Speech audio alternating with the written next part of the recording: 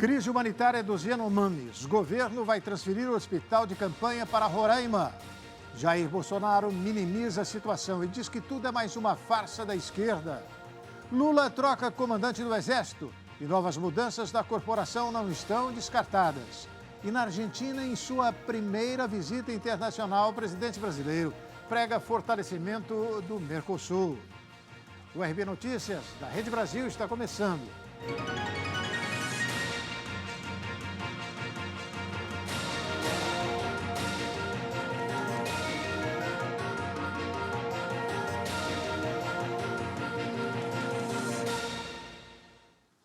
Morreu neste domingo a mulher Yanomami, de 65 anos, que estava em estado grave de saúde. A vítima pertencia à comunidade Cataroa, onde há uma expressiva quantidade de garimpeiros ilegais. De acordo com a Organização de Saúde Yanomami Uri, a indígena faleceu devido a um quadro de desnutrição. A tribo ao qual essa senhora pertencia sofre com a forte presença de garimpeiros ilegais e com dezenas de casos de crianças doentes. Segundo informações divulgadas pela Associação Yanomami, durante a visita à comunidade Cataroa, na última semana, eles receberam a informação que a senhora Yanomami, que aparece nesta imagem borrada, veio a óbito por conta de seu grave estado de desnutrição. A associação também diz que não é permitido o compartilhamento da imagem da senhora, que faleceu por questões culturais, e destacou que, na cultura Yanomami, após o falecimento de uma pessoa, a comunidade não pronuncia o nome da pessoa. Todos os pertences são queimados e nenhum tipo de fotografia, por mais drástica que a situação seja, pode ser divulgada. Durante visita em Roraima neste sábado, o presidente Luiz Inácio Lula da Silva afirmou que é desumano o que está acontecendo com a comunidade e criticou a gestão de Bolsonaro por não ter agido contra uma crise que está ocorrendo há tempos com esse povo.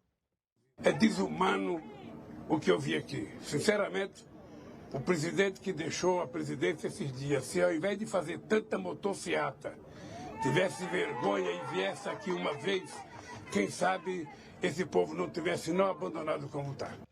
A ministra da Saúde, Nízia Trindade, também visitou a tribo e alertou que a situação do povo Yanomami é uma emergência sanitária de importância nacional, além de ressaltar que o caso está tão grave que, segundo ela, já pode ser considerado uma epidemia. Como crise humanitária e designou ministros para, junto com a ministra da Saúde, trabalharem nas soluções. No caso da saúde, nós definimos que essa situação é uma emergência sanitária de importância nacional, semelhante a uma epidemia. É isso que precisa ficar claro. Isso significa que nós, com isso, tenhamos mais condições de agir rapidamente frente à situação.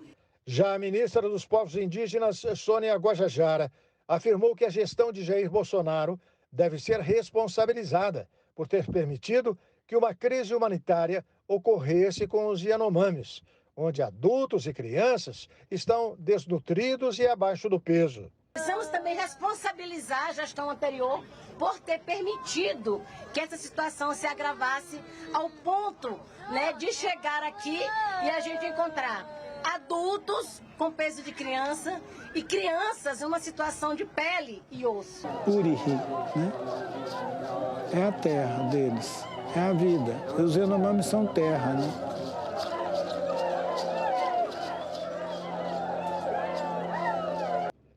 A terra Yanomami registrou nos últimos anos agravamento na saúde dos indígenas, com casos graves de crianças e adultos com desnutrição severa, verminose, pneumonia e malária, em meio ao avanço do garimpo ilegal. O território fica na região leste de Roraima, bem próximo à fronteira do Brasil com a Venezuela, com cerca de 30 mil hectares e com mais de 30 mil indígenas morando nesta região.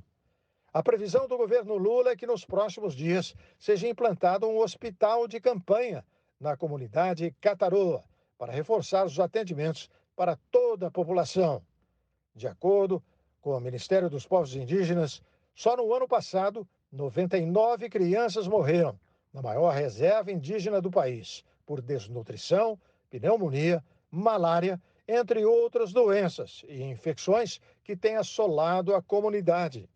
Segundo um último levantamento do governo federal, ao todo, só no território 570 crianças morreram nos últimos 4 anos, durante a gestão do ex-presidente Jair Bolsonaro. Pois é, e sobre essa situação que a gente viu aí, nesta tarde, o ex-presidente Jair Bolsonaro minimizou a crise humanitária dos Yanomamis e disse que o fato é mais uma farsa da esquerda. Ele informou ainda que seu governo, entre 2020 e 2022, realizou 20 ações de saúde dentro do território indígena, totalizando 1.000 atendimentos. A mudança de comando no Exército ocorrida no sábado pode resultar em mais mudanças na instituição. A decisão do presidente Luiz Inácio Lula da Silva de trocar o comando do Exército, tirando o general Júlio César de Arruda do cargo, deve acarretar novas mudanças em cargos estratégicos da Força. Alguns por insatisfação do petista, outros por mudanças naturais com as trocas de comando. As decisões, no entanto, serão tomadas em conversas entre o presidente, o ministro da Defesa, José Múcio Monteiro, e o novo comandante do Exército, Tomás Paiva. Paiva convocou para esta terça-feira uma reunião do alto comando da corporação. Será a primeira reunião de cúpula na nova gestão. O encontro servirá para mostrar as novas diretrizes do Exército com a mudança de comando. Uma das mudanças consideradas certas é com o tenente-coronel Mauro Cid, ajudante de ordens do ex-presidente Jair Bolsonaro. O militar foi designado no ano passado para comandar o 1º Batalhão de Ações de Comando em Goiânia. O ministro José Múcio afirmou que a relação de Lula com o comando anterior do Exército estava bem desgastada, mas contemporizou dizendo que não acredita no envolvimento de militares com as invasões de 8 de janeiro. Eu entendo que não houve envolvimento direto das Forças Armadas. Agora, se algum elemento individualmente teve sua participação, ele vai responder como cidadão. Não tenha a menor dúvida. Não tem a menor dúvida que outro daquele não vai acontecer, até porque as Forças Armadas irão se antecipar. E para o comentarista Ney Gonçalves Dias, a mudança no comando do Exército serviu para Lula mostrar de fato que é o chefe supremo das Forças Armadas. Vamos acompanhar. A repercussão continua sendo acentuada porque não é uma medida usual. Não é uma medida rotineira.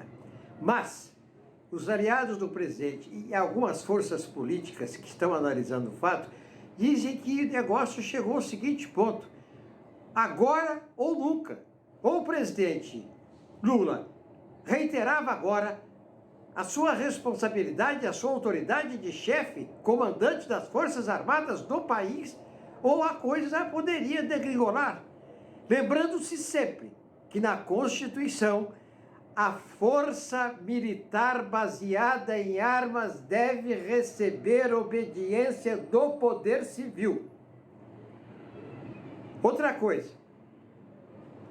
por que isso aconteceu? Porque na última reunião com os chefes militares, percebeu-se que o general Arruda, então no comando do Exército, não estava lá muito disposto a cumprir as decisões e as recomendações do presidente Lula e da reunião. Por exemplo, é o caso do tenente-coronel Mauro Cid, que foi ajudante de ordens do presidente Bolsonaro, que é comandante de um comando em Goiás, e que foi solicitado a ele que fosse feita a remoção do tenente-coronel e colocado outro oficial em seu lugar, o que Arruda não fez. Aliás, o tenente-coronel Mauro Cid está sendo investigado por lavagem de dinheiro e suspeita de fazer compras com dinheiro em nome da família do presidente Jair Bolsonaro.